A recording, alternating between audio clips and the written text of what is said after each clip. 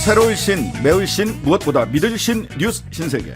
헬마우스 임경민 작가 오셨습니다. 어서 오세요. 안녕하세요. 매주 화요일은 이분과 함께합니다. 김민하 평론가 어서 오세요. 안녕하세요. 네, 김민하 평론가님 오늘 이발도 하시고 면도도 다 하시고 너무 덥고 습해서 네네 털을 달린 상태로는 좀 버티기가 어렵다. 그래서 저는 예. 주로 이제 얼굴에 털이 있는 사람들이 잘 나가기에 예. 여기서도 누군가는 털을 달고 있어야 되지 않는가 이런 생각을 하고 있었는데 그걸 포기했습니다. 아, 네네 알겠습니다. 우리 또 프로그램을 위해서 털을 달고 계시다가 또 깔끔하게 예, 정리를 하고 오셨네요.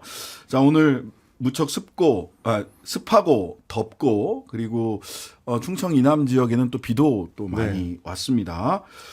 이런 가운데 오송 지하차도는 수색을 종료했고요. 예천에서는 실종자 한 명이 추가 수습됐습니다. 그렇습니다. 충북 오송 지하차도 침수 사고 사망자 어젯밤에 이제 추가로 한 구가 시신 수습이 돼서요. 총 사망자 14명으로 집계가 완료가 됐습니다. 마지막 실종자 시신을 찾았기 때문에 일단 지하차도 내부에 대한 수색 작업은 종료를 했고 혹시 있을지 모르는 이제 또 다른 실종자를 찾아서 인근 하천에 대해서는 수색을 조금 더 해보겠다라는 입장을 네. 경찰은 밝혔습니다. 그리고 충북 오송 지하차도 참사 관련해 가지고는 뭐 관련 기관들의 부실한 대응들에 대한 보도가 계속 나오고 있는데 오늘 나온 건 이제 경찰 관련된 내용입니다. 지하차도 침수 직전에 112로 관련 신고가 두 차례가 접수가 됐는데 15일 오전 7시 2분 그리고 7시 58분이었습니다. 사고가 이제 오전 8시 40분쯤부터 시작이 됐으니까 네. 이때 혹시 조치가 이루어졌더라면 참사를 막을 수 있었지 않았을까라는 안타까운 이 마음이 드는 건데요. 그때 뭐 경찰이 접수를 했을 때 나중에 이 경찰에서 이제 밝힌 내용을 보니까 사고가 난 곳은 궁평 2 지하차도인데 궁평 지하차도로 잘못 알아가지고 출동을 잘못했다라는 얘기가 나왔습니다. 궁평 2 지하차도하고 궁평 지하차도 사이에는 한 1.2km 가량 거리가 떨어져 있다라는 얘기가 됐고요. 그리고 조금 전에 이제 중앙재난안전대책본부에서 통계를 좀 발표를 했는데 호우 관련한 사망자 최종 44명으로 집계가 된 상태입니다. 부상자는 35명이고 지금도 수색이 계속 이뤄지고 있기 때문에 앞으로도 희생자가 좀 늘어날 걸로 예상이 됩니다. 그러니까 우리 사회가 지금 또 해야 될 얘기가 오늘 신문에도 많이 나왔는데 지금 이러한 이제 호우 피해가 이제 확산되고 확대된 것이 더 심각하게 이제 진행된 것은 기후 변화 때문인 것이지 않습니까? 그렇죠. 그래서 지금까지 어떤 우리가 해왔던 어떤 뭐 그게 개발이면 개발 또는 안전 기준이면 안전 기준 이런 것들이 그러한 기후 변화라는 것에 맞춰서 더 강화돼야 되고 기준이 더 규제가 강화돼야 된다 이런 얘기를 좀 해야 되는데 지금 관계 당국이나 이런 데서 완전히 이렇게 엉망진창으로 대응을 하는 바람에 네. 예? 무슨 뭐 청주시는 뭐 충북에서 통제했어야 됐다. 충북도는 뭐 우리가 다 파악할 수 없는 것이고 기준을 넘기지 않았기 때문에 안 했다. 경찰은 뭐 다른 데로 출동하고 신고가 들어왔는데도 이번에 이제 공개가 된 이제 신고와 관련된 녹취록이나 이런 걸 보면 그 별로 이제 절박하게 생각을 안 하지 않습니까? 경찰이 신고를 받으면서도. 그리고 신고 들어온 지 뭐 2시간 지나서 뭐 출동하고 뭐 이러잖아요. 이런 태세로 우리가 재난 대응, 기후 변화를 얘기하기 전에 재난 대응을 제대로 하겠는가 이런 점이 있어서 상당히 이번에도 빈 구멍들이 많이 드러났기 때문에 이런 것들을 다 뜯어 고쳐야 되는데 그와 관련해서도 그냥 고치면 되는 게 아니라 마찬가지로 기후 변화라는 것을 고려해서 다 고치는 것이 필요하다 이런 생각을 계속 하고 있습니다. 그래요. 수해라고 쓰고 기후 위기라고 읽어야 된다. 라는 말씀들을 오랫동안 해왔는데 관련돼서 어떤 근본적인 대책 그리고 꼼꼼한 시스템에 대한 점검 이런 것보다는 이게 전 정부 탓이냐 도 탓이냐 기초자치단체 탓이냐 경찰 탓이냐 소방 탓이냐 이런 내 탓 경쟁에 빠져 있는 것처럼 보여서 참으로 안타깝습니다. 이런 가운데 오늘 매주 화요일 국무회의가 있는데 대통령께서 이권 부패 카르텔 보조금을 전부 폐지하고 수해복구 재정에 투입한다. 이런 얘기를 했습니다. 그렇습니다. 김민하 평론가는 이제 구멍이 여러 곳에서 발견됐다라고 평가를 해주셨는데 대통령은 그 구멍이 이권 카르텔과 부패 카르텔의 보조금에 있다라고 보는 것 같습니다.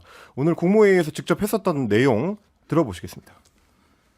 아니, 이게 무슨 논리적? 국민의 혈세는 재난으로 인한 국민의 눈물을 닦아드리는데 적극적으로 사용되어야 합니다. 이권 카르텔, 부패 카르텔에 대한 보조금을 전부 폐지하고 그 재원으로 수해 복구와 피해 보전에 재정을 투입해야 됩니다. 웅변대입니까? 전부 폐지하고에 굉장히 좀 힘을 주는 목소리였는데 아니 이게 국무회의 발언 맞죠? 네, 오늘 이제 생중계된 국무회의 발언입니다. 국무회의잖아요. 장관들이랑 회의하시는데 이렇게 샤우팅을 대통령께서 하시네요. 강조를 하기 위해서 그런 톤을 선택을 하셨나 봐요. 이 형식상의 문제는 여러 번 말씀드렸는데 국민들에게 사실은 국민들에게 보내는 메시지인 거잖아요. 지금 이게. 그렇죠. 국민들에게 할 말은 기자회견이라든가 또는 대국민 담화나 이런 걸 통해서 하시고 네. 국무회의 모두 발언이라든가 또는 뭐 수석 보좌관 회의라든가 이런 데서는 정말 회의다운 회의를 하는 게 옳다. 이 얘기를 사실 전 정권도 그렇고 이전 박근혜 정권 때도 그렇고 여러 사람이 여러 방식으로 언론들이 제기를 했는데 계속 이렇게 하는 것은 그러니까 이 형식도 이상하고 예. 이 얘기에 대해서 그럼 궁금한 게 있으면 질문할 거 아닙니까? 기자회견이면. 질문이 불가능해요. 그렇죠. 제일 큰 문제는. 그 이걸 어떻게 하겠냐는 거죠. 이렇게 하지 말고 기자회견을 하십시오. 네. 그래서 이제 오늘 언론들이 다른 방식으로 이제 보도를 통해서 질문을 많이 했는데 특히 많이 나온 질문이 뭐냐면 비영리 단체의 보조금하고 폭우로 인한 어떤 재난 복구하고 어떤 상관관계가 있느냐 하는 점이었습니다. 아무 관계가 없죠. 그러니까 이게 이제 수해복구 재원이라는 거는 급하게 바로 투입을 해야 되는 건데 구분 기준이 모호한 뭐 이권 카르텔, 부패 카르텔에 대한 보조금 폐지를 어떻게 직접 연결시킬 수 있느냐라는 거고요. 왜냐하면 당장 지금부터 이권 부패 카르텔의 보조금을 파악한다고 하더라도 그 규모가 실제로 얼마나 될지, 혹은 뭐 특정해서 그거를 뺏어오는 게 가능할지 안 될지, 혹은 내년으로 넘겨야 될지, 뭐 여러 가지가 좀 모호한 상황이다 보니까 좀 엉뚱하다라는 얘기가 나오는 게 애초에 이런 재난 상황 같은 경우는 관련 예산이 이미 지난해 이후에 이제 편성된 올해 예산이 있고요. 중앙정부라든지 지자체에서는 이런 상황을 대비해서 예비비를 별도로 책정을 해놓고 있기 때문에 지금 네. 재원이 없어서 지원을 못하는 상황은 아니기 때문에 굳이 필요한 말이었느냐라는 얘기입니다. 관련해서 추가로 재원이 필요하다면 추경을 할 것인가 말 것인가를 논의를 해야 되겠죠. 그리고 예비비나 이런 재난대 예산이 부족하다면 작년에 올해 이런 예비비나 재난대응 예산을 제대로 편성하지 않은 이유가 무엇인지를 또 국회에서 따져봐야 될 겁니다. 해야 될 일은 이런 겁니다. 그러니까 제가 대통령이면 뭐 대통령이 될 일은 없지만 모르겠습니다. 신장식 변호사는 될라는지 모르지만 뭐 저는 될 일이 없지만 어쨌든 대통령이라면 그렇게 할 것 같아요. 야당에 만약에 지금 이제 있는 재원으로 충분히 감당 가능하면 그 부분을 이제 부각을 하면서 걱정하시겠지만 충분히 재난 대응할 수 있기 우리는 때문에 이렇게 잘 준비해 놨습니다. 이렇게 그렇죠. 얘기를 해야죠. 그래서 이걸로 하겠습니다. 이렇게 얘기를 하든가 아니면 정말 부족한 상황이라고 하면 왜냐하면 최근에 세수가 부족하다 얘기 많이 나왔잖아요. 세금을 많이 깎아줘가지고 40조 이상이 지금 그렇죠. 쳤어요. 그렇죠. 그런 부분이라고 하면은 이 문제에 있어서는 우리가 초당적으로 협력을 하자. 우리도 양보할 테니까 우리 정권도 야당에 대해서 양보할 테니까 야당도 그동안 입장 좀 걷어들여서 그게 추경이 됐든 뭐가 됐든 간에 협력하는 방향으로 풀어보자. 이렇게 얘기를 할 것 같아요. 그게 재난이라는 어떤 이 상황을 마주한 국민의 어떤 마음을 고려해서라도 그런 메시지가 맞는 거 아니겠습니까? 근데 지금 이게 뭐 이권 카르텔, 부패 카르텔 이 얘기가 왜 나오는지를 논리적으로도 이제 잘 이해가 안 된다라고 말씀하셨는데, 그러니까 저는 이런 경우는 이제 경우의 수를 따져볼 수밖에 없는 거예요. 첫 번째로 이게 예를 들어서 지금 말씀하신 것처럼 세수 부족 얘기가 있기 때문에 그냥 이 어떤 단순하게 생각을 해서 이게 뭔가 재난 대응, 이 예기치 않은 재난이 벌어졌고 거기에 대해서 많은 돈이 들어간다고 했을 때는 그 재원 얘기를 분명히 누군가 하겠구나. 그러면 그렇죠. 그 재원 얘기를 해야 되는데 이미 세수는 줄어들었기 때문에 그럼 여기에 대해서 줄일 때가 지출을 워낙 지금 많이 줄였으니까 줄일 때가 이 보조금 얘기밖에 없겠네. 이제 이렇게 생각했을 수 있다 대통령이. 네. 근데 그런 거면은 현실이 제대로 파악되지 않은 겁니다. 대통령이 재정에 관련된 보고를 제대로 받지 않은 것이고 왜냐하면 지금 말씀하셨듯이 보조금이랑 재난 대응 관련이 없기 때문에 그 대통령이 자의적으로 한 얘기이기 때문에 그건 참모들이 굉장히 많은 잘못을 하고 있는 거고 이 참모들의 얘기를 안 들어주는 대통령의 리더십 문제인 거고요. 그게 아니라 두 번째 가능성, 이참에 하던 얘기를 계속 해보자. 이권 카르텔 얘기를 계속하면서 정치적인 맥락을 만들어왔기 때문에 이 재난까지도 그런 문제하고 연관지어서 내가 한번 얘기를 해봐야겠다. 이런 정치적 효과를 노린 거라면은 그것이야말로 포퓰리즘입니다. 이 카르텔 포퓰리즘입니다. 그게. 그러면 그게 분명히 이 정부는 그런 어떤 정치를 굉장히 멀리하고 비판한다면서 어쨌든 집권한 이 어떤 정권이라고 스스로를 자부하는 거잖아요. 네. 완전히 스스로의 정체성에 대한 배신이죠. 이렇게 하면 안 됩니다. 네. 지금 이제 말씀하신 부분이 굉장히 중요한 게 뭐냐면 이 비영리 단체의 보조금이 잘못 집행된 게 있어서 그걸 환수했다고 하더라도 그 자금을 수해복구에 직접 투입할 수 있는 게 아닙니다. 그러니까 국가 그러네. 예산이라는 거는 다 이제 항목과 명목이 정해져 있기 때문에 이 예산을 여기서 덜 써서 저쪽으로 보내고 이런 방식으로 할 수가 없어요. 네네. 이런 부분을 그러네요. 좀 명확하게 해야 될 필요가 있고 예. 그러다 보니까 발언이 좀 이상하다라는 지적은 여권 내에서도 이제 쏟아져 나오고 있습니다. 네. 일단 이 발언이 전해지자마자 속보가 나오자마자 거의 이준석 전 대표가 페이스북에 글을 썼습니다. 이런 메시지를 낼 것을 대통령에게 조언한 참모는 당장 잘라야 한다. 이렇게 얘기를 하면서 이권 카르텔은 정치적 용어고 수해복구는 절박한 현안인데 이 둘을 엮는 것 자체가 첫 번째 오류고 정확히 액수나 범위가 명확하지 않은 보조금을 어떻게 산출할지가 아직 불명확한데 그걸 재원으로 하겠다는 게 두 번째 오류다. 이렇게 지적을 했고요. 네. 그리고 윤 대통령이 그렇지 않아도 카르텔이라는 용어를 아무 때나 오남용한다라고 계속 지적을 해왔었던 유승민 전 의원 같은 경우도 염치가 있다면 수많은 생명들을 잃은 참사에 또 카르텔을 등먹이는 건 아닌 것 같다. 이렇게 비판을 했습니다. 그러면서 수해 중에 김건희 여사의 명품 쇼핑이나 호객 변명 논란 같이 많은 국민들한테 실망을 줬는데 사과에 너무나 인색하고 남탓만 하는 대통령은 더 이상 보고 싶지 않다라는 식의 주장을 내놨습니다. 그러니까 이분들의 개념이 비판의 핵심이 그건 거죠. 지금 이거 재난 포퓰리즘이다 이 얘기를 하는 거죠. 맞아요. 이 귀를 기울여야 됩니다. 이런 목소리에 대해서. 네. 사실 카르텔, 부패 카르텔, 이권 카르텔 그러면 대한민국 국민들이 가장 많이 하는 2대 카르텔은 법조 카르텔과 토건 카르텔입니다. 그거 다 겪어봤잖아요. 그 50억 클럽 어떻게 돼가고 있는 겁니까? 퇴임한 후에 2년 안에 수십억, 수백억을 벌어갔던 전관들, 전관 비리죠. 전관 예우가 아니라. 이 카르텔을 어떻게 끊어낼 거냐에 대해서 이야기하지 않고 지금 전 정부의 태양광 또 뭐 4대강 다시 제대로 추진하지 않아서 그렇다. 환경단체들이 문제다.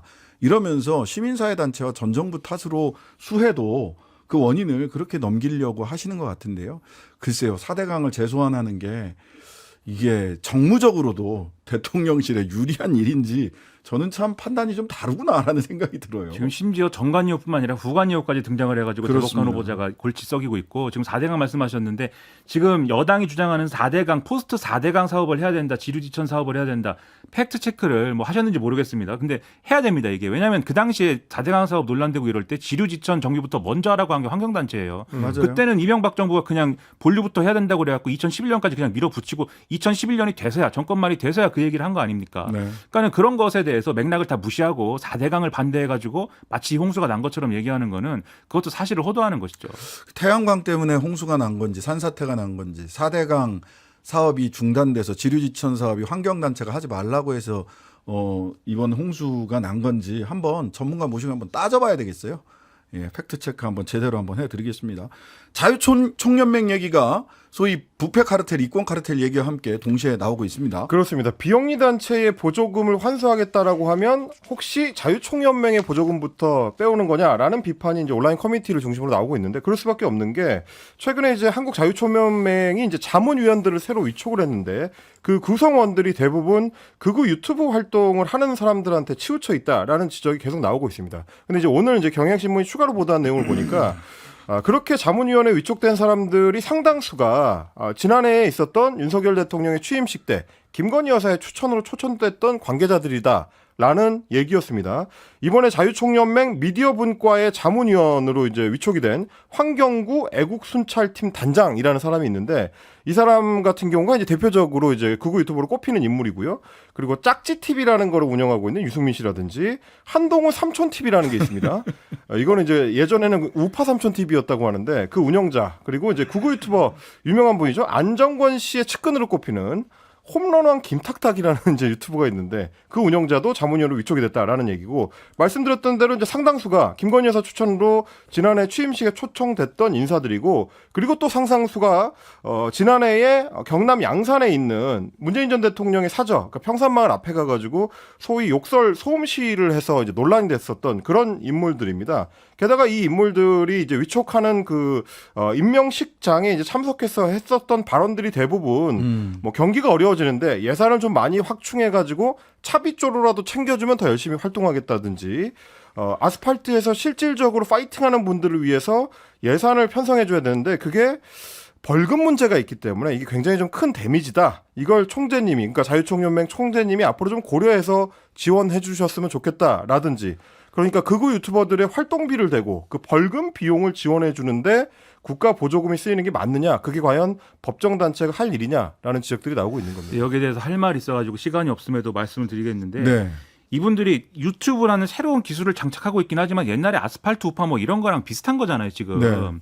그러니까 이분들도 스스로 얘기를 하고 있잖아요. 아스팔트에서 파이팅하는 분들을 위해서 예산을 편성해 줘야 된다. 그러니까요. 근데 과거에 이제 이런 식으로 자유총연맹이 아스팔트에 실제로 행동하는 뭐 그런 어떤 시위대를 조직하거나 관변 단체가 돼가지고 관변 단체가 해가지고 그럴 경우에 그게 상당한 문제가 되고 법적 문제가 발생하고 정치적으로 아주 그 독재 시대에나 있는 그러한 행태이다라는 비판을 초래하지 않습니까? 네, 그런 거를 스스로 그런 비판을 초래하고 있는 모습 상당히 우려가 되고요. 더 문제는 뭐냐면 이게 결국은 자유총연맹의 문제를 넘어서는 문제라고 생각되는 게 뭐냐면 이 아스팔트 우파에 가까운 이러한 분들하고 정권이 지금 가깝게 보여요. 그러면 예를 들면 이런 비판이 커져갖고 자유총연맹이 이들을 지원하지 못할 경우에 나중에 막 어떻게 되냐면 이게 기업 팔비 틀어가지고 이분들에게 우회적으로 기업이 돈 지원하고 이래가지고 그게 문제가 되고 합니다. 있었던 일이죠, 그것도. 그게 박근혜 정권 때 소위 화이트 리스트라고 있었던 일이에요. 그리고 예. 그때 관여했던 분들이 또 여기 껴 있습니다. 이 유튜브하고 뭐 맞습니다. 이런데. 그러면 그런 거에 대해서 경각심을 안 가지겠습니까? 만약에 윤석열 대통령이 검찰총장이었으면 그분들이 다 수사 대상이죠. 근데 지금 이 정권에서 그렇게 하는 게 과연 되겠는가?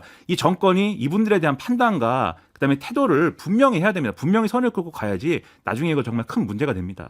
선 그을 생각은 별로 없어 보여서 그 자유총연맹 총재 강석호 총재가 우리는 이념단체다. 그리고 보수 정권에 맞는 활동을 해야 한다.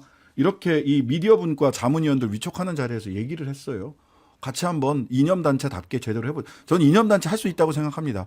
그러나 작년에 42억 국고하고 지방자치 단체한테 보조금 받았거든요. 국민 세금 받아가면서 본인 이념 운동을 하시면 안 되죠. 그거는 자기들이 알아서 하세요. 주머니 돈 털어서. 벌금에 차비 달라고 하는 분들이나 그런 분들이 이런 얘기를 공개적으로 할 수 있는 분위기를 만든 자유총연맹이나 이 정권 전부 다 좀 되돌아보셔야 될 것 같습니다. 이렇게 국고를 무슨 사냥해서 나온 사냥감들 나눠 먹듯이 같이 사냥에 참여했으니 나눠 봅시다라고 하는 듯이 국고를 사용하시면 안 됩니다. 자, 포구에 골프를 쳐서 논란이 됐던 홍준표 시장, 야 공무원도 토요일 일요일은 프라이버시가 있어 라고 얘기를 했는데 대구 공무원들 1000여 명은 비상근무했더라고요. 그렇습니다. 어제 사실 이제 그 질문이 기자들을 통해서 나오기도 했었는데요. 원래 홍준표 시장이 했던 얘기는 이겁니다. 주말에 공무원들이 자유롭게 개인 활동하는 거다. 어떻게 권위주의 시대 정신으로 기자들이 그런 식의 질문을 하느냐라고 이야기했더니 당시에 대구시 비상 근무자가 1000명이 넘었다라고 기자들이 이제 다시 질문했습니다. 그랬더니 이제 홍 시장의 답변은 내가 그런 비상 근무를 지시한 일이 없다. 내가 지시한 거 아니다라고 이야기를 해버렸습니다. 그러면 대구시청에 나와서 주말 근무를 했었던 그 1000여 명의 비상 근무자들은 누구의 지시를 받고 재능 나온 기부인가 것인가? 봐요. 재능 기부를 기부야? 했습니다. 네. 시장 지시도 안 받고 누구 지시 받고 공부하는 거예요? 재능 공무원들이? 기부를. 그런 생각이 들 수밖에 없는 거고. 근데 이제 오늘도 홍준표 시장 같은 경우는 잘못이 없다는 입장을 이어갔습니다. 페이스북을 통해서 이렇게 얘기했는데요. 대구시의 재난 대비 매뉴얼에 나는 어긋나는 행동을 한 일이 없다. 골프를 이용해서 국민정서법을 빌려 비난하는 건 어쩔 수 없지만 아직도 국민정서법에 기대어 정치하는 거는 좀 그렇다라고 주장을 한 겁니다. 여기에 대해서 전국공무원노조 대구지역본부가 강하게 반발했습니다. 공직자들의 주말을 자유라고 생각한다면 직원들에게는 왜 비상 근무를 지시했느냐라고 반문을 하면서 대구시 재난안전대책본부장인 시장이 긴급상황 대처에 부적절한 활동을 했다는 게 핵심이다. 이렇게 또 지적을 했습니다. 근데 다들 왜 이렇게 잘못을 안 했다만 얘기를 하고 잘못했다는 사람은 하나도 없는지 모르겠어요. 대통령은 내가 공무원들에게 확실히 지시를 했는지 왜 이행을 안 했을까요? 이렇게 얘기를 하고 예. 원희룡 장관은 내가 그 견인차 다 비켜줬는데 왜 이런 기사를 냈을까요? 이 가짜 뉴스입니다. 뭐 이런 식으로 얘기를 하고 홍준표 시장 과거에 총리 부총리가 이 수해나고 이럴 때 골프를 자꾸 쳐가지고 그만둔 분도 있어요. 그런 전례를 비춰보면은 국민정서법이다 이렇게 주장할 게 아니라 시장이 언제든지 재난 대응을 할 수 있는 위치에 정위치하고 대비를 하고 있어야 된다는 목소리에 대해서 귀를 기울이고 내가 부족했다 이렇게 얘기를 해야지 어떻게 이렇게 얘기를 합니까? 저는 잘 이해가 안 됩니다. 이런 상황들이 전반적으로. 내가 비상근무를 지시한 일이 없다. 이렇게 하면 대구시장이 책임이 면해집니까? 자, 잠시 광고. 신장식의 뉴스 하이킥 헬마우스 임경빈, 김민아 두 분과 함께 뉴스 신세계 이어가겠습니다. 자, 김기현 대표가 이 기회를 놓치지 않으셨습니다. 그렇습니다. 뭐 아시다시피 이제 두 사람 사이가 그렇게 매끄러운 사이는 아닌데 네, 홍준표 대구시장과 김기현 대표 두 사람. 홍준표 시장이 이제 문제가 없다라고 생각하는 것과는 이제 김기현 대표는 생각이 좀 다른 것 같습니다. 오늘 최고위원 회의를 할 때 거의 뭐 직접적이다 싶게 비판을 했는데요. 이럴 때일수록 언행에 각별한 주의가 필요하다. 당 소속 의원들은 물론이고 당협위원장, 지방자치단체장 여기에 이제 힘을 준 것 같습니다. 정부 관계자도 부적절한 언행으로 무리를 빚는 일이 없도록 해줄 것을 당부한다라고 말을 했고요. 그리고 곧바로 당의 이 사안 관련해가지고 진상 파악을 이제 지시를 했고 진상 조사가 현재 진행 중입니다. 그리고 이제 사실관계를 따져본 뒤에는 당원 당규 위반이 확인됐을 경우 당무감사위원회의 감사나 혹은 윤리위원회 제소까지도 이루어질 수 있다라는 게 대변인 브리핑의 내용이었습니다. 굉장히 좀 강도 높게 뭐 조사가 진행되는 것 같고요. 근데 이제 당 내에서도 왜 홍준표 시장한테만 그러느냐라는 얘기도 있습니다. 김영환 충북도지사도 이 도민들에게 굉장히 많은 비판을 받고 있는데 지금. 그렇습니다. 지금 뭐 공식 브리핑도 안 하고 있다라는 비판이 이제 지역에서 나오고 있고 어제 뭐 저희가 소식을 전해드렸던 원희룡 국토부 장관도 견인 차량 맡고 이제 기자회견했었던 그 소위 논란이 길막 기자회견. 그렇습니다. 계속 되고 있는 데다가 다른 사람 얘기만 할 것도 아닌 게 현장에 가가지고 참사 현장에 가가지고 박수나 받고 쓸데없는 행보를 했다라는 비판이 제기된 인사도 있습니다. 김기현 지도부 인사들인데 본인입니다. 그렇습니다. 충남 공주의 침수 현장을 찾았을 때 어떤 일이 있었는지 현장 상황 직접 들어보시겠습니다. 국민의힘 당 대표님이세요. 그러니까 이게 세상에 물이 오고 나면 남는 게 없대요. 비는 불이 오면 차라리 재라도 남는데 물이 오고 나면 남는 게 없다고 물로 수해를 보면 정말 기가 막혀요. 어떻게 잘 해주셔야지 뭐. 그러게요. 빨리빨리 하게 복구하고. 뭐 재난지역 해가지고 해주시고 그래요. 어떻게 일단 그래 할 겁니다. 차도 쳐줘. 그 대통령 제가 아침에 대통령 만나서 그거 말씀드렸는데 안 그래도 적극적으로 검토하고 지시했다고 하시더라고요. 아이고 박수 한번 쳐주세요. 박수 한번 쳐주세요. 박수 받을 만한 상황인가 싶기는 한데요. 사실은 어떻게 보면 이제 초기 대응이 지금 문제가 있었다는 게 계속 드러나고 있기 때문에 정부 입장에서는 지도부가 좀 책임 있는 자세를 갖는 게 박수 받는 것보다 더 우선이지 않을까 뭐 그런 비판들이 나옵니다. 그런데다가 김기현 국민의힘 대표 지금 미국 갔었는데 미국에서 공무 차량을 사적으로 사용한 거 아니냐 이제 이런 얘기가 또 나왔어요. 이게 이제 SBS 취재 결과 드러난 건데 사실 이제 수해가 일어나고 있던 상황에서 이제 미국에 한미동맹 70주년을 맞아가지고 미국 방문을 했었는데 뉴욕의 그 재외 동포들하고 정책 간담회를 가진 뒤에 행사장에 찾아온 딸과 함께 이제 관용차를 탑승을 하고 저녁 식사를 하러 갔다. 이제 이런 얘기가 나온 겁니다.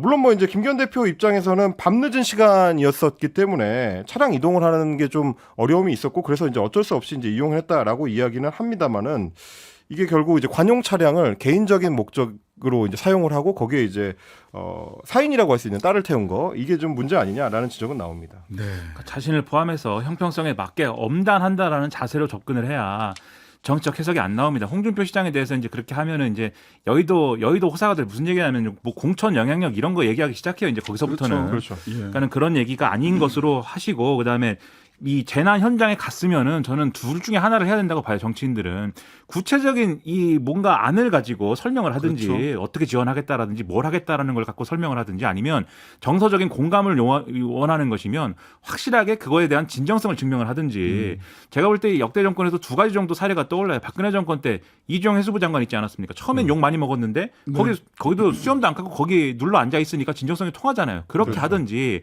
전 정권에서는 저는 산불 났을 때 이낙연 전 총리가 한 게 떠올리는데 가서 이제 어쨌든 뭐 소통이 되는 얘기를 한 거잖아요. 혈압약을 챙겨야 된다든지 내년에 동사 줘야 되는데 벽시는 이렇게 저렇게 하면 지원이 된다든지 전남지사 해봤으니까 이제 그런 얘기도 하는 걸 텐데 그런 얘기를 하지 않습니까? 이런 얘기를 하는 게 차라리 정치인들이 가서 그래도 저 사람들 와가지고 뭔가 안심이 된다, 뭔가 그래도 도움이 된다 이런 평가를 받는 것이지 지금 이 음성 들으시고 굉장히 성의 있는 태도다 이런 느낌 들지 않잖아요.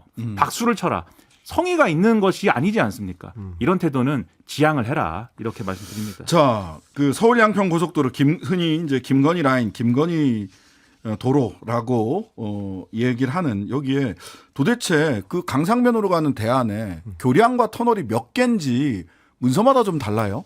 뒤죽박죽이다라는 지적이 나왔습니다. 지금 진성준 의원실에서 파악한 내용을 보니까 지난 2월 6일에 발표했던 서울 양평고속도로 전략환경영향평가 준비서에 따르면은 강상면으로 가는 종점 안에서는 터널 9개, 교량 15개고 원안이라고 할 수 있는 양서면으로 가는 종점 안에서는 터널이 16개, 교량이 15개니까 이 계획서대로 보자면 오히려 양서면 안이 경제성이 떨어지는 걸로 보입니다. 네, 근데 전략 환경 영향 평가 우리가 헬마가 네. 직접 다리 개수 다 세봤잖아요. 그렇습니다. 그러니까 이거랑 이게 완전히 다른데요? 숫자를 제가 센 거랑 이쪽이 센 거랑 다른 게 이유가 뭔가를 봤더니 그러니까 지도에 직접 표시한 그림하고 표에 표시한 숫자하고 달랐습니다.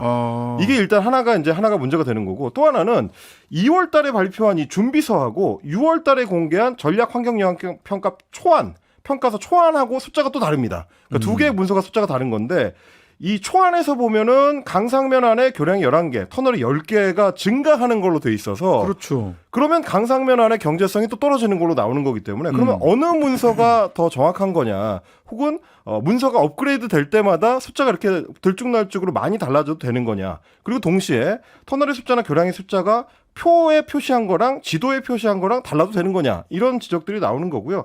진성준 의원실에서는 일부러 이 강상면 안이 좋다는 거를 강조하려고 수치를 이렇게 왔다 갔다 하게 만든 거 아니냐라고 지적을 하고 있는데 국토부에서는 그렇게 한 게 아니고 이제 노선을 변경하면서 조금씩 달라지는 거지 그런 어떤 의도를 갖고 있는 건 아니다. 그리고 표하고 평면도 지도의 수치가 다른 거는 뭐 시인성이라든가 그러니까 눈에 잘 띄게 하려고 그릴 때 좀 달라지는 거지 일부러 뭘 조작한 건 아니다. 또 이렇게 지금 답변을 하고 있습니다. 이런 식이면 확정할 수 없는 거 아닙니까? 어디가 그렇죠. 경제성이 좋은지. 근데 왜 그러면 전략영향 평가할 때는 강상면 안이 사실상 이제 확정적인 것처럼 왜 거기다가 그걸 못 박아서 냅니까? 그러니까 사실 앞뒤가 안 맞는 상황들이 너무 많아서 이 문제에 대해서는 좀 더 엄밀하게 설명을 해주든지 아니면은 뭐 백조한다고 했으니까 안 하겠다고 하든지 또는 원한대로 하든지 무슨 얘기가 있어야 되는데 이것도 정치적으로 활용만 하잖아요. 여러모로 유감입니다. 일단 모든 자료를 투명하게 내놓는 것부터 시작을 해야 된다. 이런 생각입니다. 헬마우스 임경민 작가, 김민하 평론가였습니다. 감사합니다. 고맙습니다. 하루 종일 기다려지는 진짜 시사. 평일 저녁 6시 5분 신장식의 뉴스 하이킥.